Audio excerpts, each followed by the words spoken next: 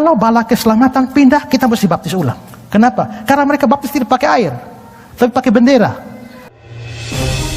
Shalom. Di Indonesia ada seorang hamba Tuhan yang sangat terkenal, yaitu Pendeta Extra Soru. Yang sangat menarik adalah Pendeta Extra Soru adalah salah seorang hamba Tuhan yang terpanggil secara konsisten sebagai seorang apologet Kristen, atau sebagai seorang yang membela atau mempertahankan kemurnian iman Kristen.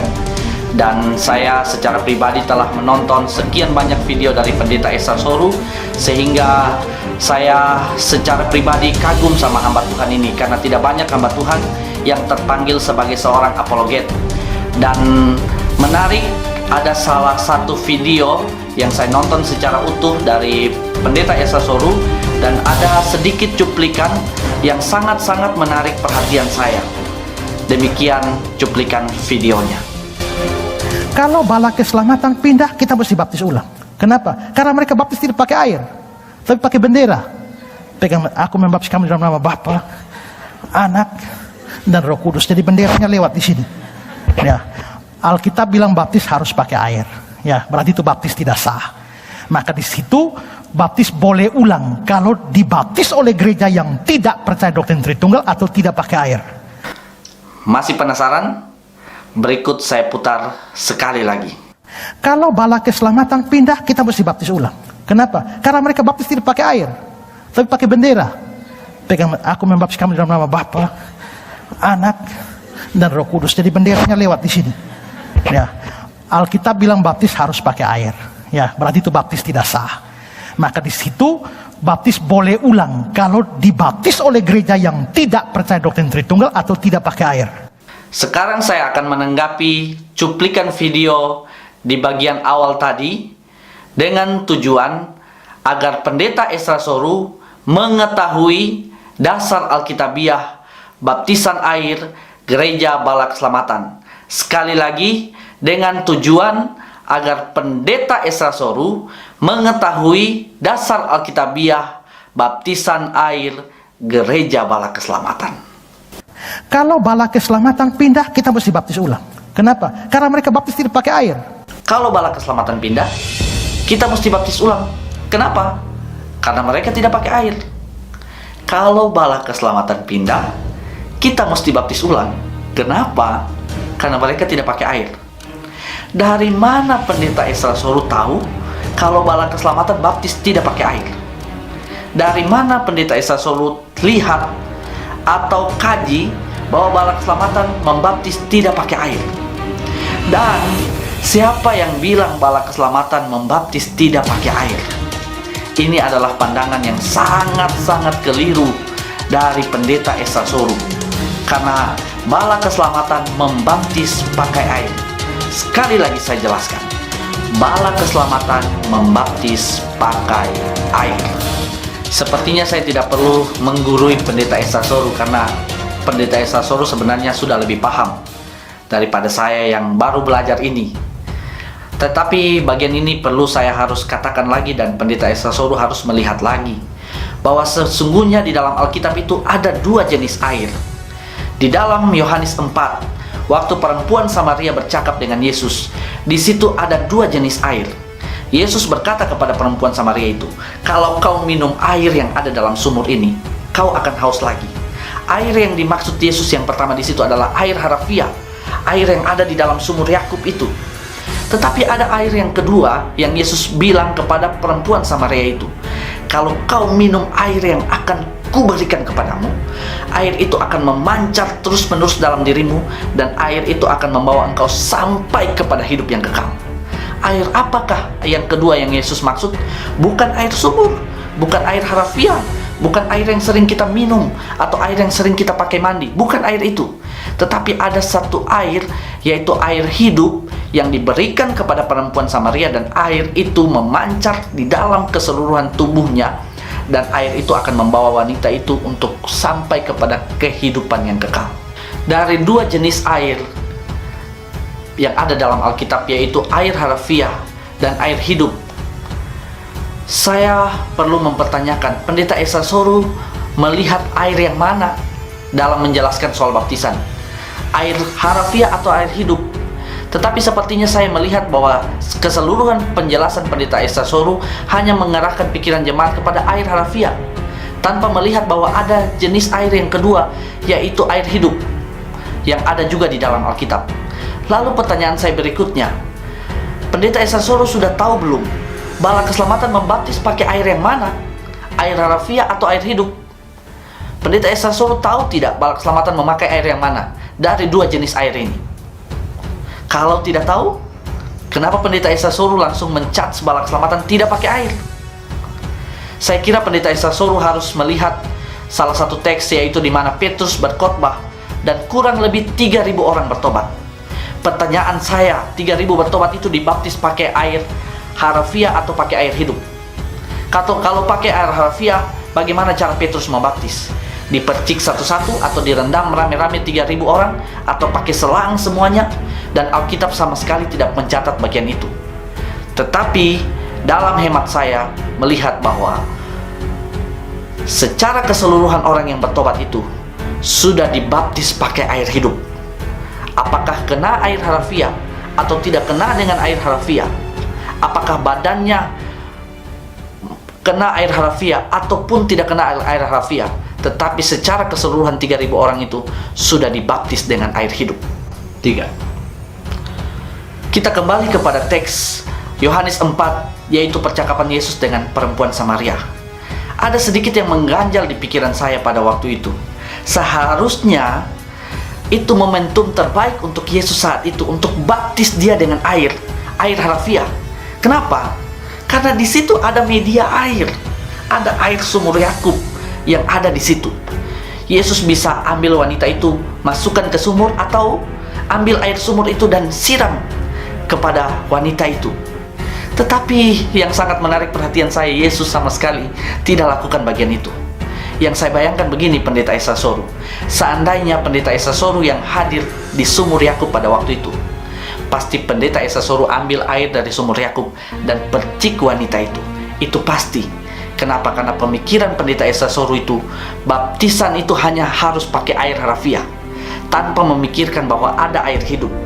Yang Yesus bilang, kalau saya kasih kau air hidup ini, air itu akan terus-menerus memancar dalam dirimu dan membawa engkau sampai kepada kehidupan yang kekal. Sehingga Yesus tidak baptis dia pakai air harafiah, tetapi ada satu air yang tidak kelihatan yang ada di sumur itu, yang ada pada Yesus, yang diberikan saat itu kepada wanita itu. Sehingga wanita itu pun saat itu juga dibaptis pakai air hidup, dan saat itu juga wanita itu pergi menginjil di seluruh daerah Samaria. Bagaimana bisa sudah menginjil tidak dibaptis pakai air harafiah? Itu kan pemikiran Pendeta Esa Soru. Tetapi kalau pemikiran Yesus beda. Kau boleh pergi menginjil karena engkau sudah dibaptis, tapi tidak ada air. Mana air? Kau sudah dibaptis pakai air hidup, air yang terus memancar dalam dirimu, dan air itu akan membawa engkau sampai kepada kehidupan yang kekal. Masih tentang air, Yohanes Pembaptis pernah berkata, "Aku membaptis kamu dengan air. Aku membaptis kamu dengan air." Air apakah yang Yohanes maksud? Air harafiah, air sungai Yordan. "Aku membaptis kamu dengan air ini, tetapi yang lebih berkuasa daripadaku akan datang. Ia akan membaptis kamu, dia akan baptiso kamu, dia akan selam kamu dengan Roh Kudus dan api."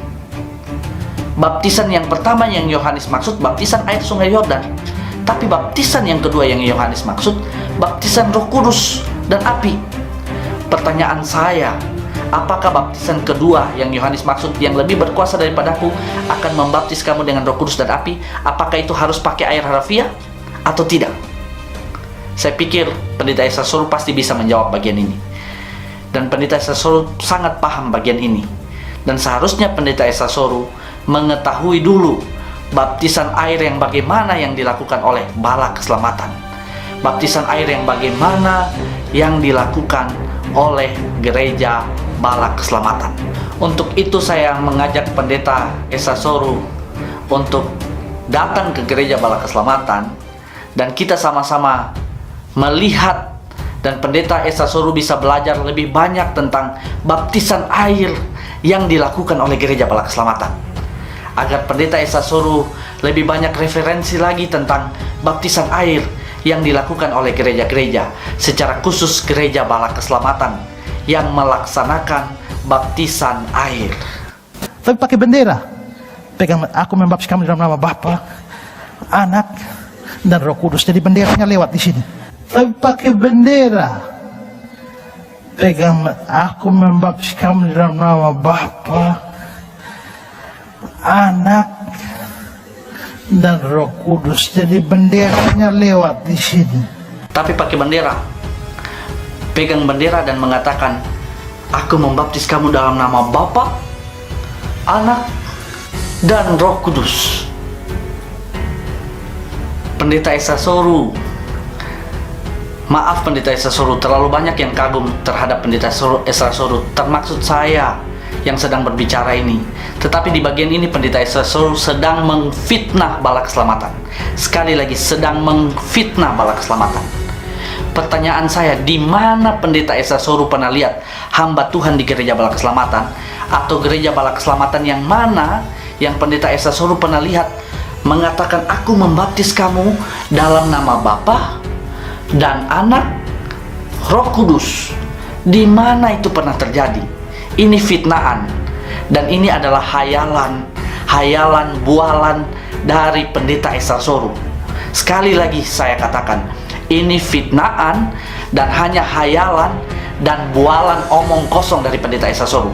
Kalau memang ini bukan omong kosong, di mana Pendeta Esa Soru pernah melihat gereja bala keselamatan melaksanakan baptisan yang seperti itu? Di mana? Di mana baptisan yang pakai bendera?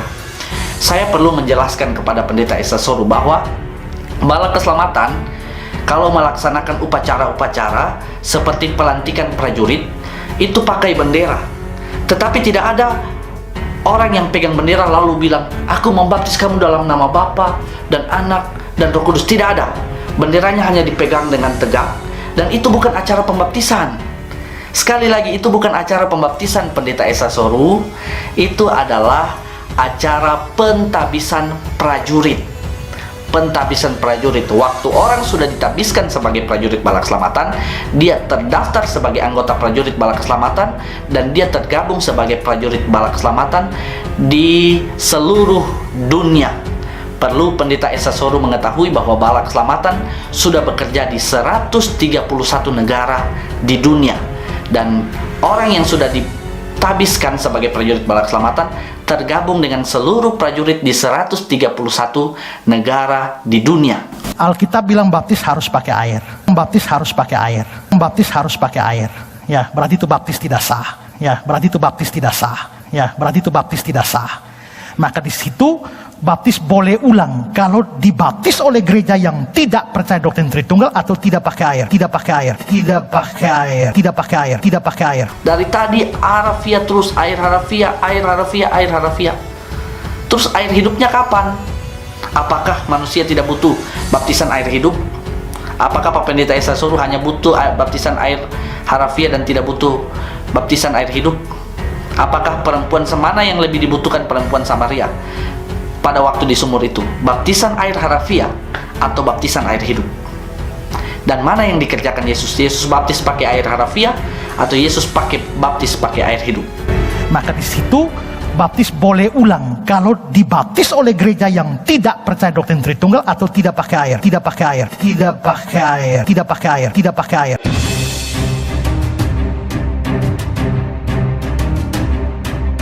Sudah sangat-sangat ketahuan bahwa memang Pendeta Esa Soru sudah terjebak pikirannya dengan salah satu air di Alkitab, yaitu air harafiah.